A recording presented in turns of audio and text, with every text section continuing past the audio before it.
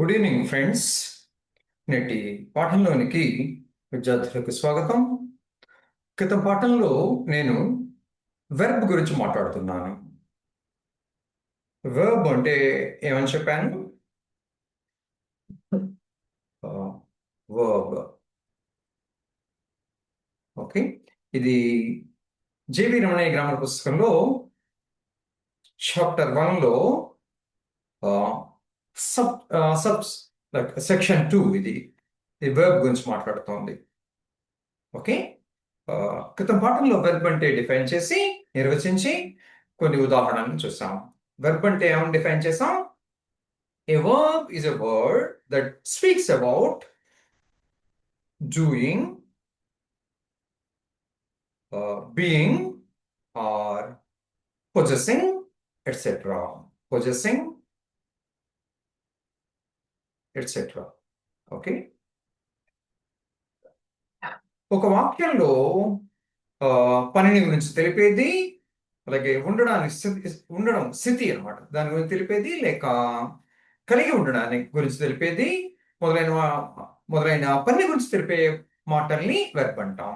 Okay, a verb is a word in a sentence that speaks about doing or being or possessing, etc. Okay, for example, uh, uh, Rama killed Ravana. Rama killed Ravana, ఈ ఉదాహరణ చెప్పాను. Rama killed Ravana. Okay, రాముడు రావణుని చంపాను. ఈ killed అనే పదం పనిని తెలుపుతోంది, అందువల్ల ఇది వెర్బ్ అవుతుంది, ఇది వర్బ్ అవుతుంది. అట్లనే being. I am in the house. I am in the house, నేను ఇంటిలో ఉన్నాను. I am in the house, నేను ఇంటిలో ఉన్నాను. నేను నేను ఇంటిలో ఉన్నాను, ఇది ఉండడం గురించి చెప్తాం, స్థితి అనమాట, అంటే బీయింగ్ అనమాట. అందువల్ల ఇది కూడా వెర్బ్ అవుతుంది. యామ్ అనేది వెర్బ్ అవుతుంది ఈ వాక్యంలో. అలాగే షీ హ్యాస్ 2 పెన్స్. ఆమె 2 కలములని కలిగి ఉంది. ఆమెకి 2 కలములు ఉన్నాయి అంటే పొజిషన్ అంటారు. కలిగి ఉండడానికి అధీనంలో ఉన్నాయి కదా, అందువల్ల దీన్ని పొజిషన్ అంటారు. పొజిషన్ తెలుపుతోంది, అందువల్ల ఇది కూడా ఇది వెర్బ్ అవుతుంది. ఈ వాక్యంలో హ్యాస్ అనేది వెర్బ్ అవుతుంది. ఓకే, ఆ విధంగా డూయింగ్ ని తెలిపిన, బీయింగ్ ని తెలిపిన, లేక పొజిషన్ ని తెలిపిన అటువంటి పదం వెర్బ్ అవుతుంది. తెలుగులో క్రియ అంటాం. ఇక్కడ క్రితం పాఠంలో మనం కొన్ని ఉదాహరణలు చూసాం. ఓకే, ఎక్సర్సైజ్ 3లోంచి కొన్ని ఉదాహరణల్ని, ఎక్సర్సైజ్ 4లోంచి కొన్ని ఉదాహరణలు చేస్తాను. ఇవాళ మిగతా ఉదాహరణ గురించి మాట్లాడతాను. Okay, exercise 3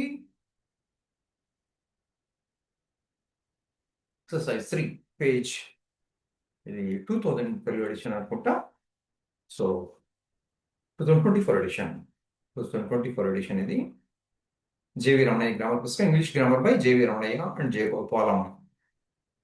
okay, page 6. This is page 6, exercise 3.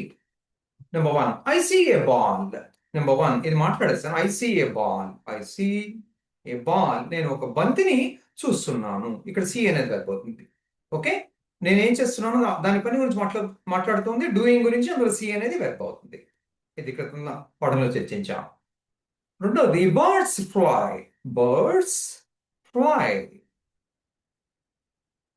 ఇది ఒక వాక్యం ఏం చెప్తోంది? పక్షులు ఎగురుతూ ఉంటాయి. రోజు చేసే పని కదా, సింపుల్ ప్రెజెంట్ లో చెప్తాం. ఇది ప్లూరల్ కనుక ఫ్లై అని వస్తుంది. బర్డ్స్ ఫ్లై, పక్షులు ఎగురుతూ ఉంటాయి అని అర్థం. ఇది చేసే పని తెలుపుతుంది గనక ఇది వెర్బ్ అవుతుంది, ఇది వర్బ్ అవుతుంది. ఓకే, అట్లనే మూడోది క్రితం పఠనంలో చేస్తారు. The bye runs. విద్యార్థి పరిగెడుతున్నాడు, రోజు పరిగెడతాడు అనుకుంటా, అందువల్ల సింపుల్ ప్రెజెంట్ లో చెప్తున్నాడు. ఓకే, డస్ రన్ అంటే రన్స్ అని చెప్పాలి ఎసెప్టివ్ కనుక. ఇది థర్డ్ పర్సన్ సింగులర్, మీరు కాదు నేను కాదు, థర్డ్ పర్సన్ సింగులర్ కనుక రన్ అంటే రన్ అనకూడదు, రన్స్ అనాలి. డస్ రన్ అనమాట, అంటే రన్స్ అనాలి. ఇది రోజు చేసే పనిగా చెప్తాం అనమాట. అందువల్ల అతను చేసే పని చెప్తుంది కనుక ఇది వర్బ్ అవుతుంది, ఇది వర్బ్ అవుతుంది. ఓకే, 4. ఇది క్రితం పాఠంలో ఆ, క్షుణ్ణంగా చర్చించాం. Krishna brings water. Krishna brings water. Brings water.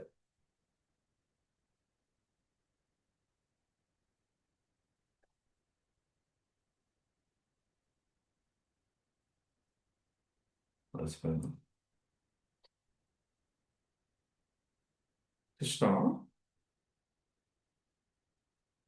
Brings water. Okay, కృష్ణుడు నీటిని తెస్తున్నాడు, రోజు తెస్తూ ఉంటాడు. అందువల్ల సింపుల్ ప్రెజెంట్ టెన్స్ లో చెప్తారు. థర్డ్ పర్సన్, మీరు కాదు నేను కాదు, థర్డ్ పర్సన్ సింగులర్. అందులో డస్ బ్రింగ్ అంటే బ్రింగ్స్ అని చెప్పాలి ఎసెప్టివ్ లో. ఓకే, అందులో ఇది వెర్బ్ అవుతుంది, చేసే పని తెలుపుతుంది, డూయింగ్ ని అది. అందువల్ల వెర్బ్ అవుతుంది. ఆల్ చూద్దాం. 5, 4 తర్వాత 5 కదా. 5.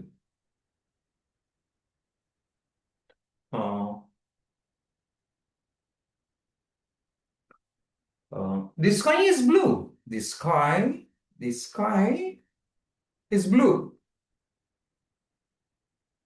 ఓకే, ఆకాశం ఆకాశం నీలముగా ఉన్నది. ఎలా ఉంది? నీలంగా ఉన్నది అనేటువంటిది దేని తెలుపుతోంది? బీయింగ్ అంటారు, స్థితిని తెలుపుతోంది. అందువల్ల ఇది వెర్బ్ అవుతుంది, ఇది వర్బ్ అవుతుంది. ఓకే, ఇది వర్బ్. ఓకే, ఆకాశం నీలముగా ఉన్నది, ఆకాశం ఉన్న స్థితిని తెలుపుతోంది ఈజ్ అనేది. అందువల్ల ఈ మాట బీయింగ్ అని తెలుపుతుంది కనుక వెర్బ్ అవుతుంది. 6. He has a pen. He has a pen. అతను ఒక కలముని కలిగి ఉన్నాడు. కలిగి ఉండడం అంటే పొజిషన్, ఇది position తెలుపుతోంది.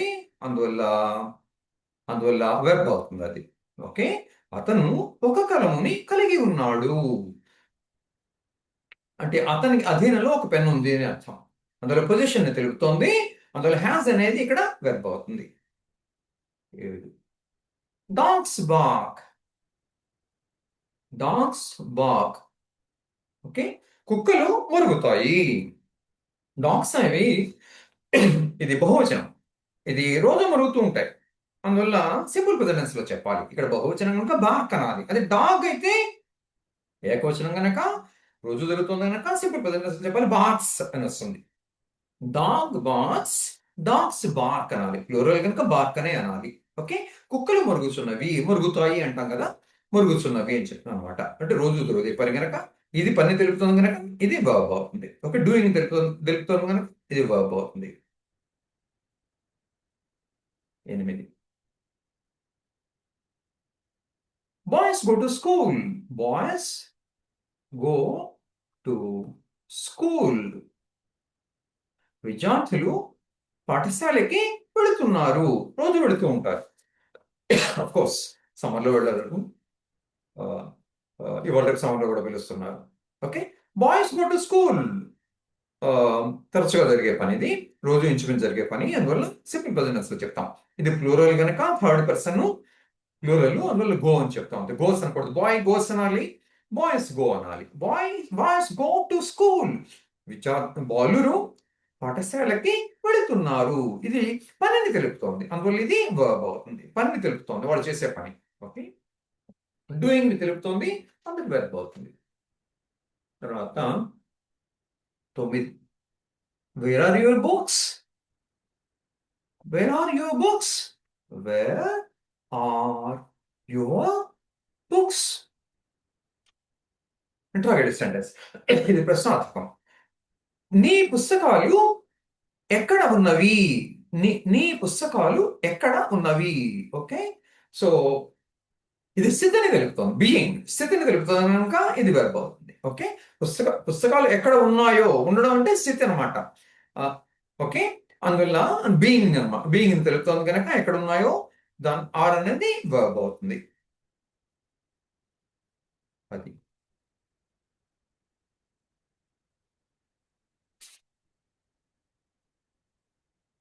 How many hands have you? How many hands have you? Okay, ఇక్కడ ఇంకోటి 9లో ఒక మాట చెప్పాలి. Where are your books? ఇది ఇంట్రాగేటివ్ సెంటెన్స్. నీ పుస్తకాలు ఎక్కడ ఉన్నవి అని అడుగుతున్నాం. అందువల్ల ఆ, ఆ, ఈ పుస్తకాల ముందర ఆర్ అని పెట్టాలి. ఈ బీఫాము నీ ఇదేమో నామ్ అవుతుంది ఒక విధంగా, పుస్తకాలు అనేటువంటివి. సో దాని ముందర పెట్టాలన్నమాట. ఓకే, ఆర్ యువర్ బుక్స్, నీ నీ పుస్తకాలు ఎక్కడ ఉన్నాయి అని అడుగుతున్నాం. ఇంగ్లీష్లో తెలుగులోనేమో పుస్తకాలు ఎక్కడ ఉన్నాయి అంటాం. పుస్తకాలు ఎక్కడ ఉన్నాయి అంటాం. పుస్తకాలు ఎక్కడ ఉన్నాయి అంటాం తెలుగులో అయితే. ఓకే, పుస్తకాలు ఎక్కడ ఉన్నాయి అంట. పుస్తకాల తర్వాత ఉన్నాయి వస్తుంది. ఇంగ్లీష్లో ఆర్ యువర్ బుక్స్, ఆర్ ముందర వస్తుంది. ఈ ప్రశ్నార్థక వాక్యాల్లో ఈ బీ ఫామ్ ముందర వస్తుంది అనమాట. Where are your books? నీ పుస్తకాలు ఎక్కడ ఉన్నాయి ఆర్ ముందర పెట్టాలి. వేర్ యువర్ బుక్స్ ఆర్ అనకూడదు. అడిగేటప్పుడు పుస్తకాలకి ముందర ఆ బీ ఫామ్ ఉండాలి. ఈ వెబ్ ఏదైతే ఉందో ఈ నౌన్ ముందర రావాలన్నమాట. నీ పుస్తకాలు ఇంగ్లీష్ తెలుగులో కాదు, పుస్తకాలు ఎక్కడ ఉన్నాయి అని అడుగుతాం. ఈ నామవాచకం తర్వాత క్రియ వస్తుంది ఇక్కడ తెలుగులో. ఇంగ్లీష్లో అలా కాదు.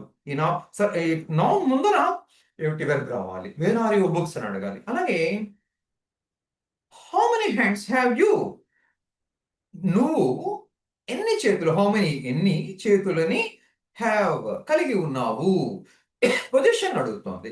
పొజిషన్ తెలుగుతుంది హ్యావ్ అనేది, అందువల్ల ఇది వర్బ్ అవుతుంది. Okay, how many hands have you?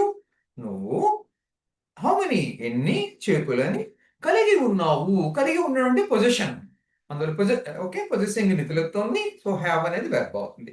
అట్లానే చూడండి, నీకు చేతులు ఎన్ని? నీకు చేతులు అంటే నువ్వు ఎన్ని చేతులు కలిగి ఉన్నావు అని అర్థం అనమాట. నీకు చేతులు ఎన్ని అంటే నువ్వు దీనికి ఎగ్జాక్ట్ గా చెప్పాలంటే నువ్వు ఎన్ని చేతులు కలిగి ఉన్నావు. ఎన్ని చేతులు కలిగి ఉన్నావు. ఓకే, ఇంక తెలుగులో ఇలా వస్తుంది. చేతులు ముందర వచ్చి అది ఆబ్జెక్ట్ అని కూడా చెప్పుకోవచ్చు. చేతులు ముందర వచ్చి తర్వాత వెర్బ్ వస్తుంది తెలుగులో.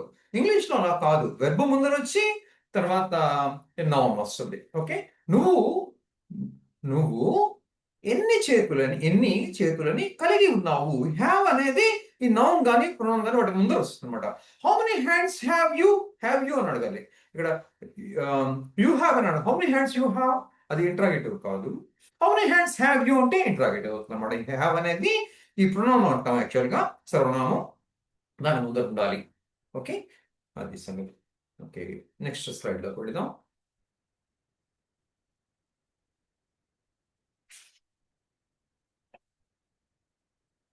అది చేశాను. 11 పెడదాం. The boy is writing. The boy is writing. Okay, the boy is writing. Yeah, బాలుడు బాలుడు రాస్తూ ఉన్నాడు. ఇవి రెండు వెర్బ్ ఫార్మ్స్ అవుతాయి. ఇది మెయిన్ వెర్బ్ అవుతుంది, ఇది ఆక్సిలరీ అవుతుంది. ఓకే, బాలుడు రాయిచూ ఉన్నాడు. ప్రెసెంట్ కంటిన్యూస్ టెన్స్ అన్నమాట. ఇది ప్రెసెంట్ టెన్స్ కంటిన్యూస్ టెన్స్ అన్నమాట ఇంగ్ ఉంటే. ఓకే, అందువల్ల ఈ రెండు డూయింగ్ తెలుపుతాయి. అందువల్ల ఈ రెండు వెర్బ్లు అవుతాయి. ఇదేమో ఒకటే మెయిన్ అవుతుంది, ఇంకేమో ఆక్సిలరీ అవుతుంది. 12 తర్వాత ఇంకా డీటెయిల్ గా తర్వాత చూద్దాం. 12 the girl shuts the door. The girl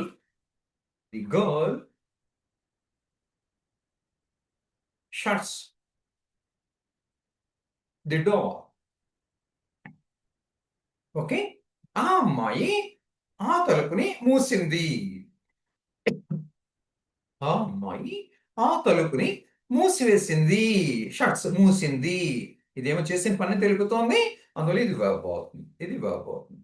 okay, simple present లో చెప్తున్నాడు. మీరు కాదు, నేను కాదు, థర్డ్ పర్సన్ ఏకవచనం, అందువల్ల షర్ట్స్ అని చెప్పాలి. షర్ట్ అనకూడదు. షర్ట్ అంటే పాస్టెన్స్ అయిపోతుంది. అది ప్రెజెంట్ లో చెప్పాలంటే డస్ షర్ట్ అనమాట. అంటే అసెప్టివ్ కనుక షర్ట్స్ అని ఉంటుంది. 13.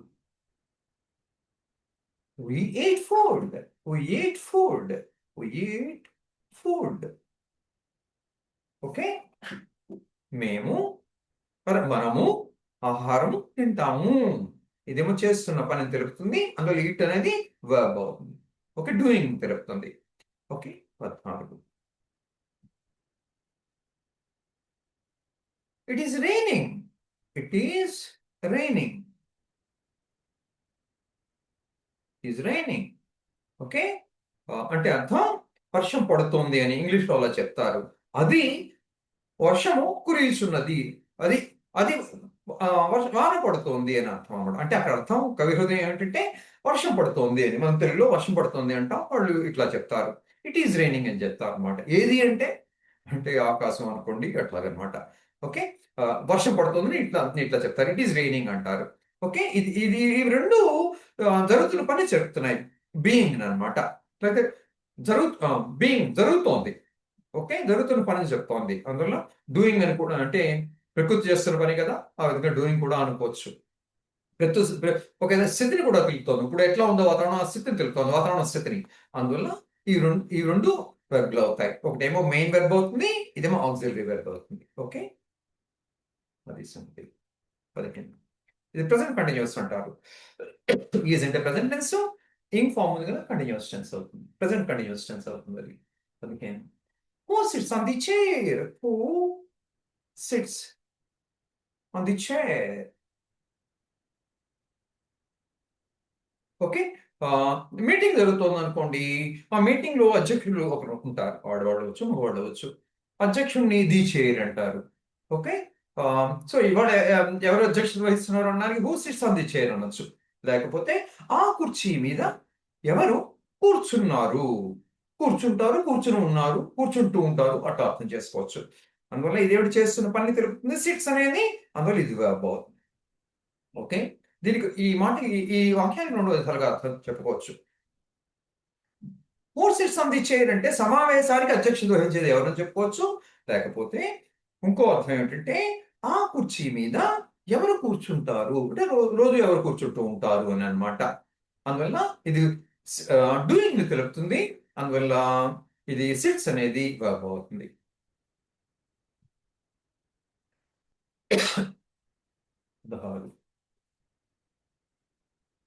The boy comes. The boy comes. Okay, విద్యార్థి వస్తున్నాడు. ఓకే, అంటే రోజు స్కూల్కి వస్తున్నాడు అనుకోండి, ది బాయ్ కమ్స్. రోజు వస్తున్నాడు అంటే అడిగారు, ఎస్ వస్తున్నాడు అని చెప్పాలి, ది బాయ్ కమ్స్ అని చెప్తాం.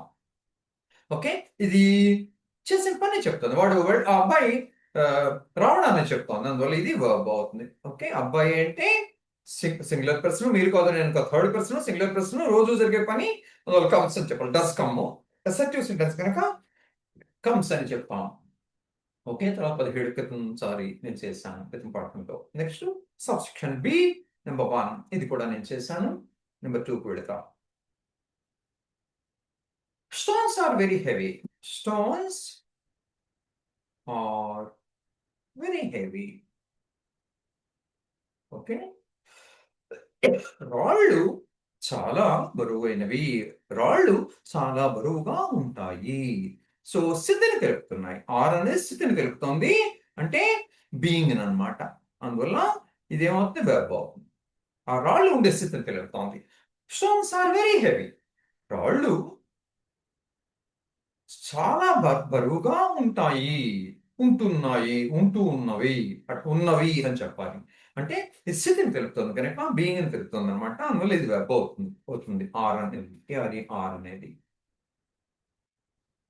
తర్వాత 3 చెప్పాను పట్టణంలో, 4 చూద్దాం. The boys are playing. The boys are playing. బాలురు ఆ బాలురు ఆడుతూ ఉన్నారు. ఇది బాయ్. ఓకే, ఆ బాలురు ఏం చేస్తున్నారు, ఆడుతూ ఉన్నారు. ఇదంతా వెర్బ్ అవుతుంది. ఇదేమో మెయిన్ వెర్బ్ అవుతుంది, ఇదేమో ఆక్సిలరీ వెర్బ్ అవుతుంది. ఓకే, వాళ్ళ స్థితిని తెలుపుతుంది, ఏ స్థితిలో ఉన్నారో తెలుపుతుంది. అందువల్ల ఇది వెర్బ్ అవుతుంది. ఓకే, అంటే బీయింగ్ స్థితిని తెలుపుతోంది. అందువల్ల ఇది వర్బ్ అవుతుంది. ఓకే, ఆర్ బీయింగ్ అనేటువంటిది వర్బ్ అవుతుంది. తర్వాత 5 we sleep at night. Okay, we sleep at night. మనము రాత్రి వేళ పడుకుంటూ ఉంటాం. అంటే నైట్ డ్యూటీ వాళ్ళు పడుకోరులేండి. అలాగే సైనికులు సరిహద్దులో కాపలా కాస్తుంటారు, వాళ్ళు పడుకోరు. వాళ్ళు పడుకుంటే పాకిస్తాన్ వాళ్ళు వచ్చి అటాక్ చేస్తారు మన దేశాన్ని, పెద్ద చైనా వాళ్ళను. ఓకే, సో పడుకోకూడదు, వాళ్ళు పడుకోరు. జనరల్ గా మిగతా వాళ్ళని ఏం చేస్తూ ఉంటాం, రాత్రిపూట పడుకుంటూ ఉంటాం. We sleep at night. రాత్రి వేళ, ఎట్ నైట్ అంటే రాత్రి వేళ మనము పడుకుంటాము, నిద్రిస్తాము. ఇది చేస్తున్న పని తెలుపుతుంది, అందువల్ల ఇది వెర్బ్ అవుతుంది. ఓకే, ఉయ్యేమో ఉయ్యేమో ఫస్ట్ పర్సన్, ప్లూరల్, అందులో స్లీప్ అనాలి. వి స్లీప్స్ అనకూడదు. ఓకే, వి స్లీప్ అనాలి. Are cows eat grass. Cows eat grass.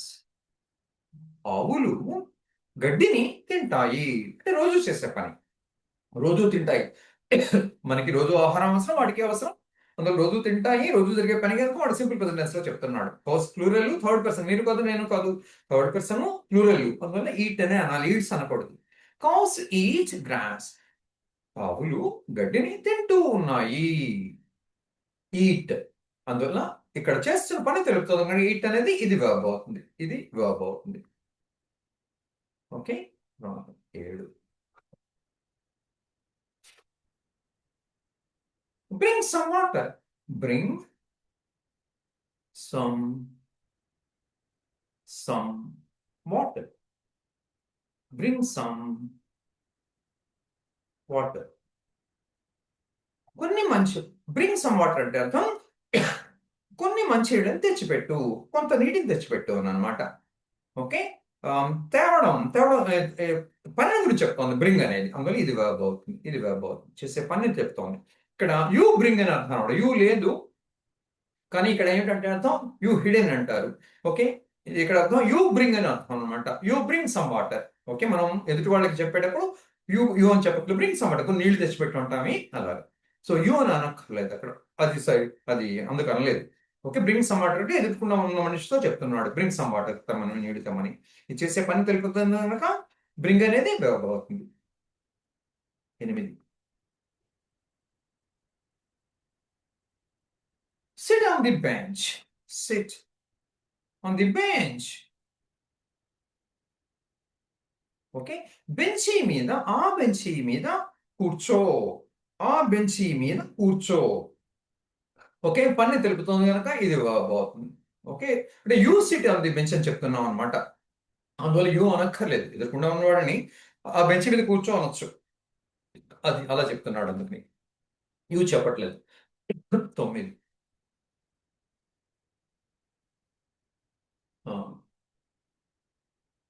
bullocks draw cars. Bullocks draw cars. Okay, ఎద్దులు బళ్ళని లాగుతున్నాయి, లాగుతూ ఉన్నాయి అన్నమాట. ఎద్దులు బళ్ళని లాగుతూ ఉన్నాయి. చేసే పని తెలుపుతోంది కనుక ఇది verb అన్నమాట. డూయింగ్ తెలుపుతోంది. డ్రా అంటే లాగడం కదా, బండిని లాగడం ఇక్కడ. ఓకే, ఇదేమో ప్లూరల్, థర్డ్ పర్సన్, మీరు కాదు నేను కాదు, థర్డ్ పర్సన్ ప్లూరల్, డ్రాస్ అనకూడదు. ఓకే, ఇక్కడ డ్రా అనేది చేసే పని తెలుపుతోంది కనుక అది verb అవుతుంది. అది she reads well. She reads well. Okay, ఆమె బాగా చదువుతుంది. ఆమె బాగా చదువుతుంది. షీ అనేది ఏమిటి, థర్డ్ పర్సన్ సింగులర్. రీడ్స్, ఆమె చదువుతుంది, చేసే పని తెలుపుతుంది రీడ్స్ అనేది, అందులో ఇది verb అవుతుంది. ఓకే, తర్వాత రీడ్స్ అని ఎందుకు అంటున్నాడు, ఇది మీకు ఎక్స్ట్రా చెప్తున్నాను. షీ అంటే థర్డ్ పర్సన్ సింగులర్, మీరు కాదు నేను కాదు, థర్డ్ పర్సన్ సింగులర్ ఏకవచనం, రీడ్స్ అనాలి. షీ రీడ్ అనకూడదు, దే రీడ్ అనాలి, షీ రీడ్స్ అనకూడదు. ఓకే, ఈ రీడ్ అనేది షీ రీడ్స్ వెల్ అంటే ఆమె బాగా చదువుతుంది. ఓకే, చదువుతుంది, ఇది డూయింగ్ తెలుపుతుంది, చేసే పని అందువల్ల అది verb అవుతుంది. వెల్ ఎలా చదువుతుంది, ఆమె చదివే పద్ధతిని వర్ణిస్తున్నాడు బాగా. అందువల్ల ఇది యాడ్వర్బ్ అవుతుంది. ఇది యాడ్వర్బ్ అవుతుంది, తర్వాత చూస్తాం మనం క్రియా విశేషణం అంటాం. Okay. 11. The old man tells stories. The old man tells stories. Stories. The old man, ఆ ముసలి మనిషి కథలు కథలు చెప్తాడు. ఆ ముసలి మనిషి కథలని చెప్తాడు.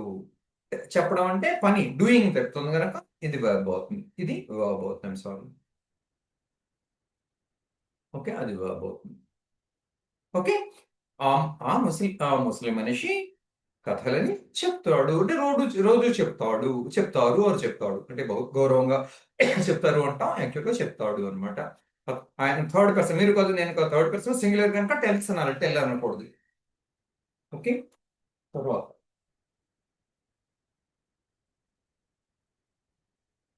తర్వాత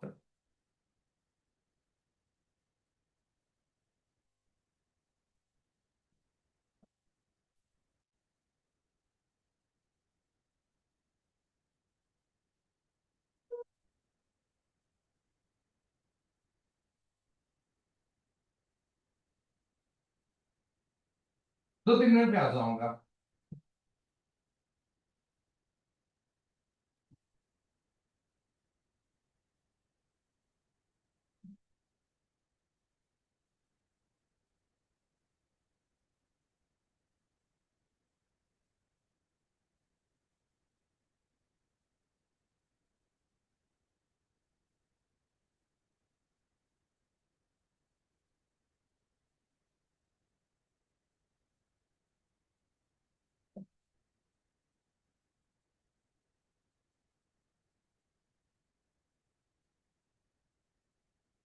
'Okay, my students have come. I'll continue later. Thank you. Please like, share, and subscribe. Please feel free to criticize, review, and comment. Okay, మీ స్పందనల్ని, సమీక్షల్ని, విమర్శలని తడతలం చేయండి. I welcome them all. ఇంతటితో ఈ పాఠాన్ని ముగిస్తాను. వచ్చే పాఠంలో 12వ బిట్ నుంచి మొదలు పెడతాను. Thank you very much. God bless you all.